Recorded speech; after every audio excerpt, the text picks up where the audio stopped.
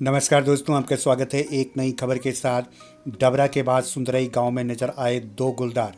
One विभाग ने गांव में निगरानी बढ़ाई। दहशत। शुक्रवार को वन विभाग ने गांव में लगाया पिंजरा। शनिवार को सुंदरई गांव के ग्रामीणों ने देखे दो गुलदार।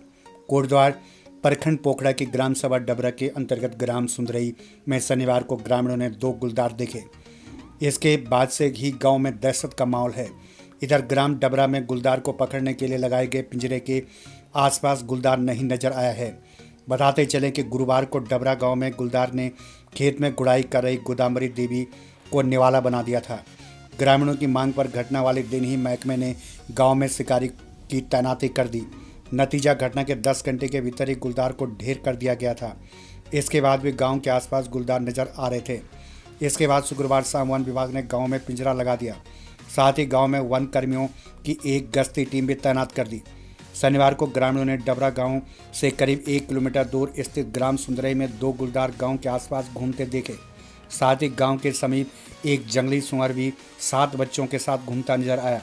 ग्रामीणों से मिली सूचना के बाद वन कर्मियों की टीम गाँव में पहुंची और गुलदार की गतिविधियों का अवलोकन किया। रेंज अधिकारी सुची चौहान ने बताया कि गुलदार की गतिविधियों पर वन विभाग की टीम नजर रखे हुए है। बताया कि यदि जरूरत पड़ी तो गांव में अन्य पिंजरे भी लगाए जाएंगे।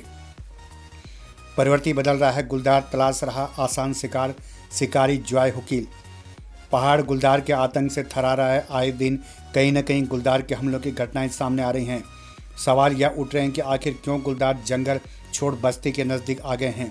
साथ ही सवाल यह भी उठता है कि आखिर पर्वतीय क्षेत्रों में गुलदार की तादाद कितनी है। गुलदार की तादाद की जानकारी तो वन महकमे के पास भी नहीं है, लेकिन बस्ती के नज़दीक आने का कारण जंगल में भोजन की कमी बताई जा रही है।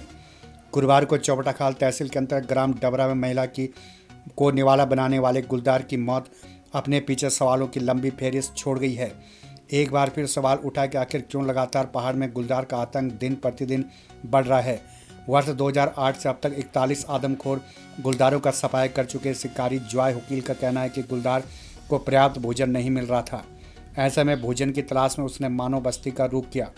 मानव बस्ती में आसानी से शिकार मिल जाने के कारण उसने बस्ती के आसपास ही रहना शुरू कर दिया।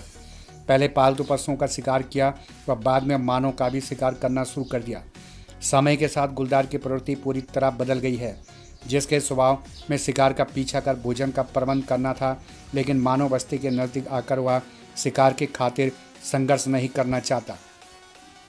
सवाल है, पर्वतीय क्षेत्रों में गुलदार के लगातार बढ़ रहे आतंक पर शिकारी जॉय हुकील की राय। कहा, गुलदार की बदल रही है प्रवृत्ति, शिकार के लिए नहीं कर रहा है संघर्ष। महिला को निवाला बनाने वाले गुलदार ने सवालों की लंबी फहरिस्त छोड़ी। मानव को करना होगा प्रयास। मानव वन्य जीव संघर्ष रोकने के लिए तमाम प्रयास मानव को ही करने होंगे।